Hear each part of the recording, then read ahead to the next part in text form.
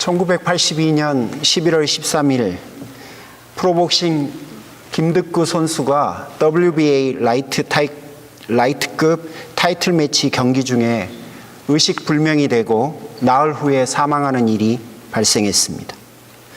그는 14회에 이미 눈동자가 풀리는 의식불명의 상태에도 불구하고 로프를 잡고 일어서려고 하는 투혼을 보였습니다.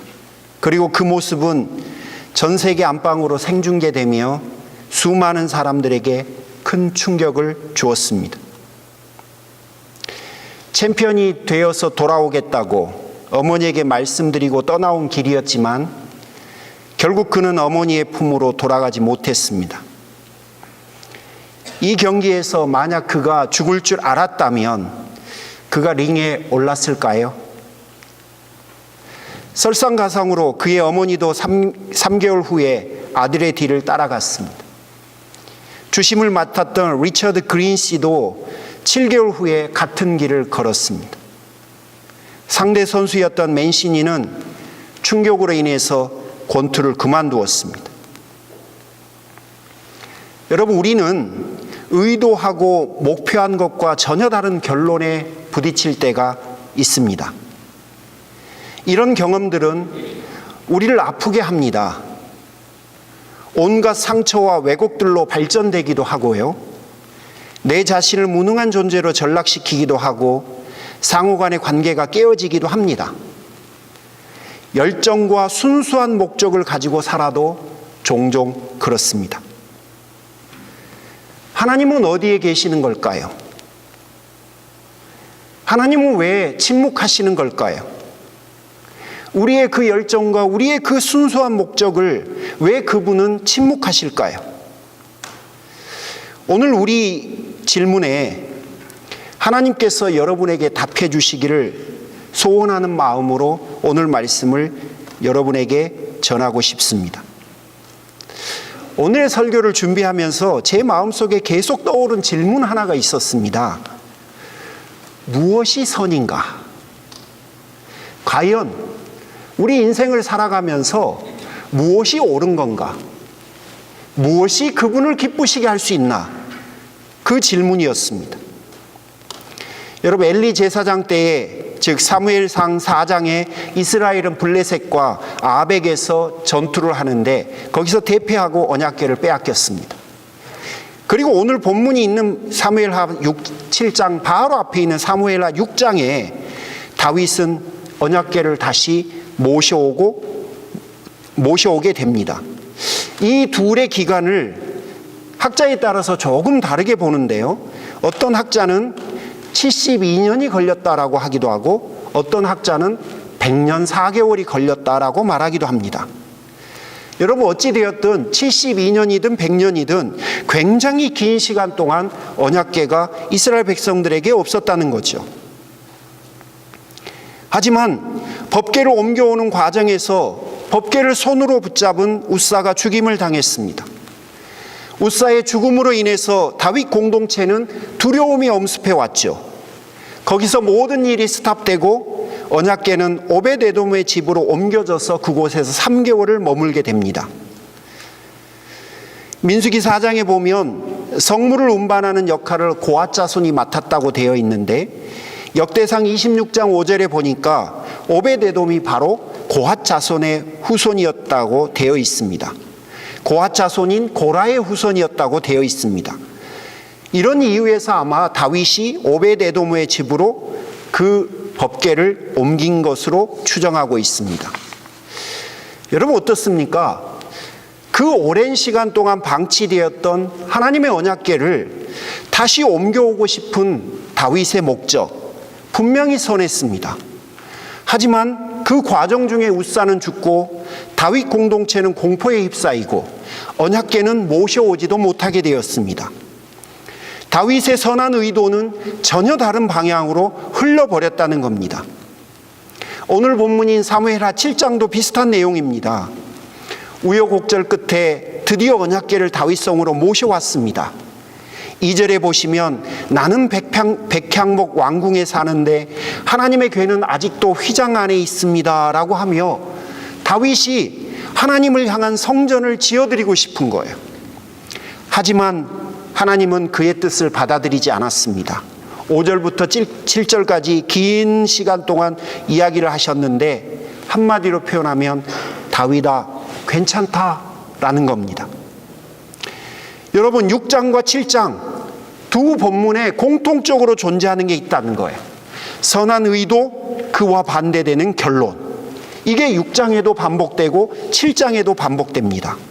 언약궤를 모셔오려 하지만 웃사가 죽고 성전을 짓고 싶어 하지만 하나님이 거절하시는 거예요.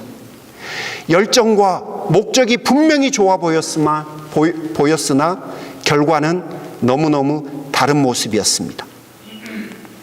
물론 두 개의 본문을 이해하려고 할 때 다윗의 실수도 있었고 하나님의 다른 계획도 있었다는 걸 우리는 압니다. 언약궤는 원래 레위 사람이 어깨에 메어 옮겨야 되는데 그러지 않은 거예요. 그래서 죽은 거고 그래서 위기를 겪은 건 맞습니다. 성전은 다윗이 피를 너무 많이 흘렸기 때문에 다윗이 성전을 짓기에는 부적절하다라고 성경은 명확하게 이야기를 합니다. 그럼에도 불구하고 제가 여러분 시선을 오늘 본문에서 집중시키고 싶은 게 우리가 목적이 아무리 선해도 좋은 결과가 때로는 나타나지 않을 수도 있다는 거예요. 이런 점에서 우리는 모든 일을 결과로 판단하는 것은 무리가 될 수도 있다는 겁니다. 동시에 제가 정말 여러분하고 이야기하고 싶은 거는 우리가 판단한 하나님 보시기에 좋은 일과 참으로 하나님께서 원하시는 일에는 차이가 있을 수도 있다는 겁니다. 우리가 아무리 선한 동기로 결정을 했다 하더라도 그 모든 동기들이 하나님 뜻에 부합하는 것은 아닐 수도 있다는 가능성입니다. 역사적으로 대표적으로 우리가 한 실수들을 여러분에게 몇 가지 나누고 싶습니다. 교회는 성전 건축에 열을 올렸습니다. 교회를 지어놓으면 많은 사람들이 예수님을 믿을 것이고 그렇게 되면 그게 하나님께 영광이 되지 않을까, 영광이 될 것이 아니냐 이런 생각이었거든요. 그래서 수많은 성도들이 열정과 헌신을 가지고 그 일에 참여했습니다. 집문서를 하나님 앞에 드리고 논문서도 하나님 앞에 드리고 금반지도 빼드렸습니다. 정말 눈물겨운 헌신이었고 결단이었습니다. 여러분 폄하하시면 안 됩니다. 그런 일이 결코 쉽게 일어나는 일이 아닙니다. 목회자들도 그분들의 헌신이 너무 귀했고 아름다웠습니다. 그래서 그분들을 축복하고 또 성전을 건축하다 보니까 부족하니까 그 부족한 물질을 채우기 위해서 또 성도들에게 권면하고 했습니다. 좋았죠, 처음에는. 하지만 나중에는 우리도 모르는 사이에 강단의 메시지가 하나님 나라의 복음이 아닌 기복신앙으로 바뀌어버린 겁니다. 모르고 인지하지 못한 상태에서 그렇게 돼버린 거예요. 그러다가 설상가상이죠. 경제가 어려워지면서 교회는 빚에 시달리게 되었습니다. 젊은이들은 돈을 밝히는 교회에 염증을 느끼고 떠나가기 시작했습니다. 결국 성전을 건축하려다가 영혼 건축을 못하게 되는 그런 결과를 맞게 되었습니다. 물론 어떤 교회는 그런 과정들을 통해서 대형교회가 되었습니다. 하지만 그 사이에 우리는 세상의 빛도 소금도 아니었습니다. 질문하고 싶은 거예요. 정말 우리가 한 성전 건축이 하나님을 기쁘시게 하는 일이 되었을까요? 여러분, 우리는 하나님의 일을 한다고 하면서도 때로는 하나님의 뜻을 거슬러 행동할 수도 있다는 사실을 두렵고 떨리는 마음으로 오늘 인정해야 할 것 같습니다. 목사님, 그럼 어쩌란 말입니까? 그걸 우리가 도대체 어떻게 판단하고 어떻게 그 길을 찾을 수 있단 말입니까? 저도 잘 모릅니다. 하지만 적어도 열정을 가지고 정말 바른 목적으로 이것이 옳을 것 같다라고 선택을 해야 되는 건 맞을 것 같습니다. 동시에 다윗이 우리에게 계속해서 주는 교훈이 있습니다. 너의 중심을 살펴봐라. 너가 하려고 하는 그 목적, 너가 정말로 하려고 하는 그 의도가 무엇인지, 너가 진짜 어떤 의도와 어떤 생각과 어떤 목적으로 하려고 하는지 그것을 살펴봐야 되지 않느냐. 그 말에 여러분 귀를 한번 기울여 보십시오. 그리고 제가 여러분에게 드리는 권면 첫 번째입니다. 잘 모르죠. 어쩌란 말입니까? 잘 모릅니다. 그런데 여러분, 그럼에도 불구하고 하나님을 한번 믿어보십시오. 그 다음을 이끄시는 하나님을 한번 믿어보라는 겁니다. 서양 속담에 목욕물과 함께 아이를 내버리지 말라라는 말이 있습니다. 우리가 살다 보면 기대했던 것과 전혀 다른 결과들을 맞이하게 될 때가 있거든요. 그런데 여러분, 목욕한 아주 순결한 아이가 있는 것처럼 우리가 살아가는 그 정말 다른 결과 속에도 귀한 진리들이 숨겨져 있다는 겁니다. 주위에 있는 구정물 때문에 그 순결한 그 진리를 보지 못하는 그런 운은 범하지 말자는 겁니다. 여러분의 인생에 거절, 실패, 낙심, 계획대로 안 됨, 방황, 자녀들도 심지어 내 마음대로, 내 뜻대로 안 돼요. 그런 수많은 구정물 같은 일들이 여러분의 인생에 있으실 거예요. 하지만 그 구정물과 함께 여러분의 소중한 인생과 신앙까지 버리지는 말자는 겁니다. 아무리 교회가 실수를 했어도 여러분, 교회를 도매금으로 버리지는 말자는 거예요. 아무리 내가 선한 의도로 해서 실패했다 하더라도 여러분, 그 실패와 함께 여러분의 소중한 인생과 신앙마저도 구정물 취급하지 말자는 겁니다. 여러분의 존재는 여러분이 생각하는 것보다 훨씬 더 존귀합니다. 여러분, 열정과 선한 의도를 가지고 했다 해도 어려움을 당할 수는 있습니다. 그때 어떻게 하라고요? 목욕물과 함께 아기를 버리지 말라는 겁니다. 하나님 믿고 한 걸음만 더 나가 보십시오. 우리도 오늘 어떻게 되었는지 한 번 더 나가보고 싶습니다. 사무엘하 6장에 언약궤를 옮기기 프로젝트, 우사가 손으로 만짐으로 죽고, 사무엘하 7장에 성전 건축 프로젝트, 하나님이 거절하심으로 결국은 다윗은 할 수가 없었습니다. 여러분 어떠십니까? 6장과 7장에 비슷한 상황이 연속적으로 반복되지 않습니까? 그러면 이런 일을 우리는 경험하면 뭐라고 그러냐면, 우리라면 넌 정말 이렇게도 내 마음을 모르냐? 라고 아마 말을 할 거예요. 누군가에게든지 우리는 동일한 실망을 하면 거기서 끝이 날 수 있습니다.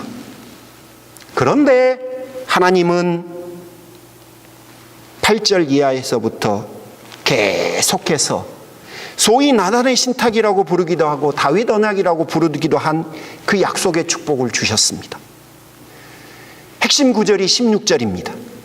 내 집과 내 나라가 내 앞에서 영원히 이어갈 것이며 내 왕위가 영원히 튼튼하게 설 것이다. 우리 같으면 실망할 거라니까요. 우리 같으면 어떻게 내 마음을 그렇게 몰라주냐고 핀잔이라도 주겠죠. 그런데 그 하나님은 그 실망이나 핀잔 대신에 상상하지도 못했던 축복을 그에게 덧붙입니다. 그 약속의 말씀의 첫 번째 구절이 내가 내 집을 지으리라 라는 겁니다. 5절에 보면 개역 개정판으로 읽겠습니다. 다윗이 하나님을 위해서 집을 건축하겠다고 했어요. 그런데 11절에 보면 나 여호와가 너를 위해서 집을 건축해 주겠다라고 이야기를 합니다. 여러분 놀랍지 않습니까?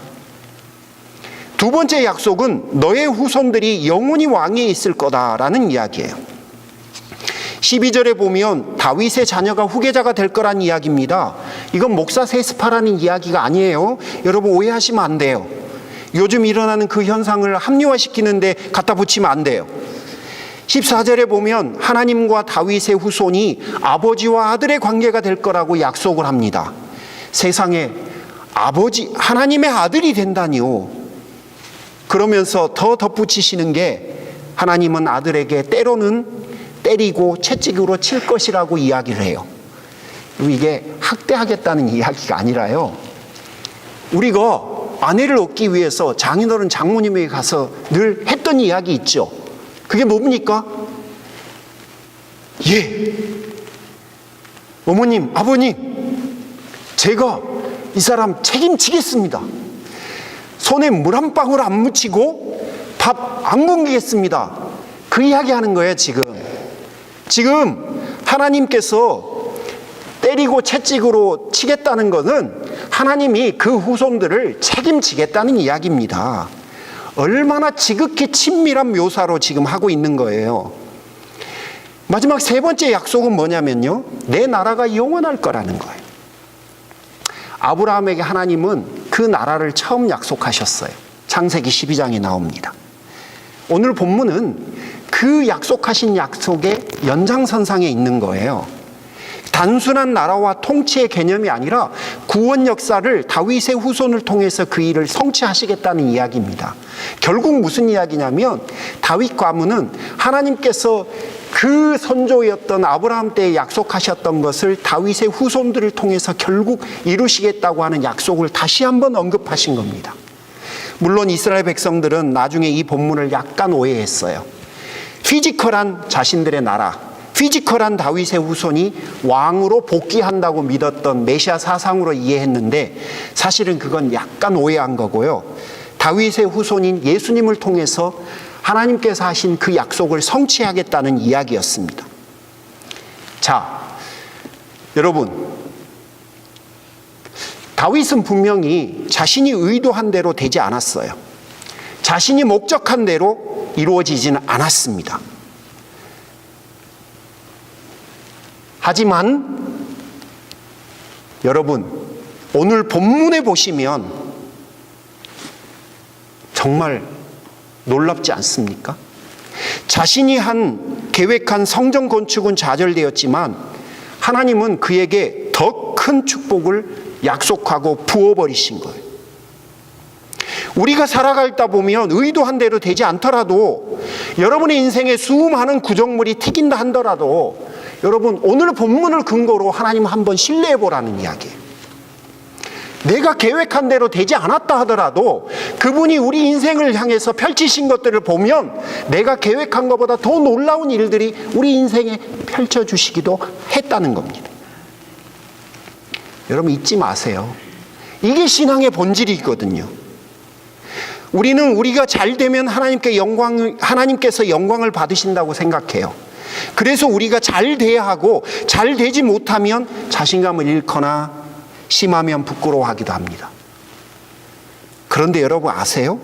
하나님은요, 우리더러 당신의 무한한 영광을 마음껏 누리라고 우리를 부르신 분이에요. 그분의 영광을 위해서 우리의 인생을 드리라고 하기보다는요, 그분의 무한한 영광 속으로 우리를 초대하기 위해서 우리를 자녀로 부르신 거예요. 우리는 하나님께 예배 드리려고 모였다고 생각합니다. 하지만요, 하나님은 우리를 축복하고 싶으셔서 우리를 부르신 거예요. 어떤 때는 우리가 하나님에게 무언가를 해준다고 생각을 합니다. 헌금을 해준다, 헌신을 해준다, 바쁜 시간을 쪼개서 예배에 참석해준다. 그러나 여러분, 그렇지 않습니다. 우리는 하나님에게 해주는 사람이 아니라요, 하나님의 영광을 누리기 위해서 그분의 자녀로 부르심받은 사람들입니다. 혹시 우리가 하나님을 기쁘시게 하는 일이 있다면요, 사실 그 일도 하나님께서 우리에게 할 수 있도록 허락하신 거예요. 그래서 우리가 하게 된 겁니다.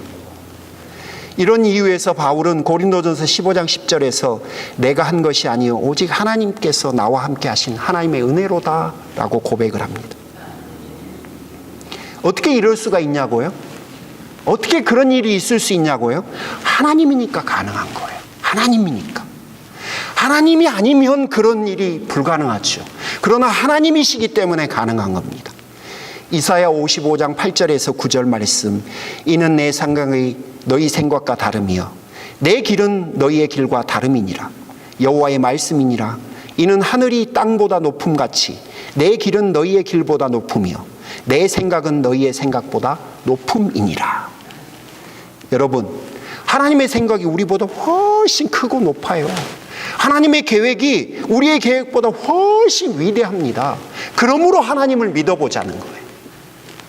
내가 의도한 대로, 나의 그 선한 목적대로, 나의 그 열정대로 일이 이루어지지 않았다 하더라도 거기서 구정물과 함께 아이를 버리지 말자는 거예요. 낙심하고 낙담하고 포기하지 말자는 겁니다. 하나님을 믿어보자는 거예요. 왜? 우리의 생각과 그분의 생각은 다르고 그분의 생각은 내 생각보다 훨씬 크고 위대하니까. 오늘 본문에 나와 있는 것처럼 다윗은 성전 건축이 좌절되었지만 그를 통해서 하나님의 구원 계획을 성취하시잖아요. 얼마나 멋있습니까? 그분이 바로 여러분과 제가 믿는 하나님입니다. 다윗도 분명히 거절당했을 때, 언약궤를 옮기겠다는 프로젝트가 난관에 부딪히고 웃사가 죽고 공동체가 위기에 처했을 때, 공포감에 휩싸였을 때 그도 진짜 두려웠을 거예요. 그 두려움의 기간들을 그도 지냈을 겁니다. 그때 오늘 본문의 약속을 과연 그가 상상이나 할 수 있었을까요? 하지만 여러분, 하나님을 한번 믿어보자는 겁니다. 마지막으로 사무엘하 6장과 7장에 기록된 다윗의 반응을 한번 여러분에게 말씀드리고 싶어요.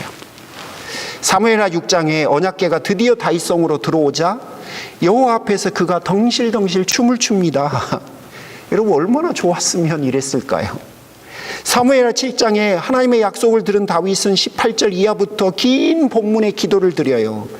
그 정점이 22절 같아요. 주 하나님, 주 하나님, 주님은 위대하십니다. 그리고 오늘 설교의 제목이죠. 주님과 같은 분은 세상에 존재하지 않습니다. 다윗은 그 하나님의 모습을 대하고 나서 탐복합니다. 감탄합니다. 저는 이 두 본문을 대하면서 제 마음속에 이런 생각이 들었어요. 동일한 은혜가 내 인생에도 있었을 텐데 나는 하나님이 좋아서 어린애처럼 반응해 본 적이 언제인가? 나는 주는 위대하시다고 감탄한 적이 언제인가? 그런 생각이 들어요. 나는 언제 하나님을 향해서 그랬었나? 그런 생각이 듭니다. 여러분, 그런 걸 하지 않는 게 고상한 신앙생활일까요? 아니면 주께서 나에게 그런 은혜를 베푸셨고 내가 그거를 느꼈을 때 주 앞에 덩실덩실 춤을 추고 싶은 마음이 하나님 앞에 고상한 신앙일까요? 여러분, 다윗이 왕이었지만 하나님 앞에서까지 그는 왕일 수 없었습니다. 그는 왕의 권위로 하나님을 모시지 않았어요. 그는 여호와 앞에서 철저하게 낮아졌어요. 어린아이처럼 하나님을 높입니다. 한 사람이 예배자로 여호와 하나님 앞에 서서 아버지가 자신에게 베푸신 은혜들을 감탄하고 탐복했습니다. 다윗의 모습을 보면 누가 하나님이고 누가 그의 자녀인지 명확하게 구분이 됩니다. 여러분 인생은 어떠신지요? 설교를 마무리하고 싶습니다.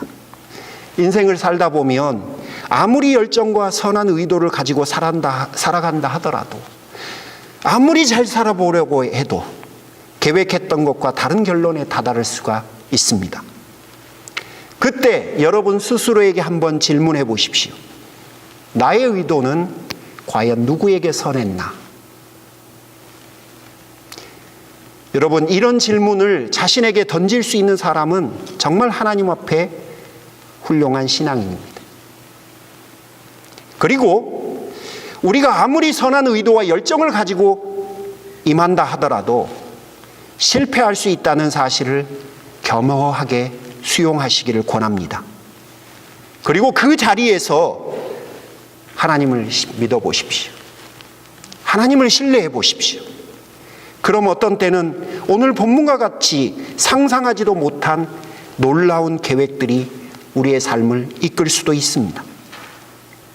결론이 축복이 아니더라도 여러분 괜찮습니다. 사실 신앙인은요, 결론보다도 하나님을 신뢰했다고 하는 그 사실이 훨씬 더 중요합니다. 우리의 목적은 하나님이시지 하나님이 주시는 선물이 아니기 때문에 그렇습니다. 믿음으로 사는 여러분은 주님과 같은 분이 없으시다는 것을 경험하게 될 것입니다. 이번 한 주간도 사랑하는 성도 여러분, 이 믿음 가지고 한번 살아보시지 않겠습니까? 목욕물과 함께 어린아이를 버리지 마십시오. 주의 은혜가 여러분 인생을 이끌어 주시기를 주님의 이름으로 축복합니다. 기도하겠습니다. 하나님 아버지 감사합니다.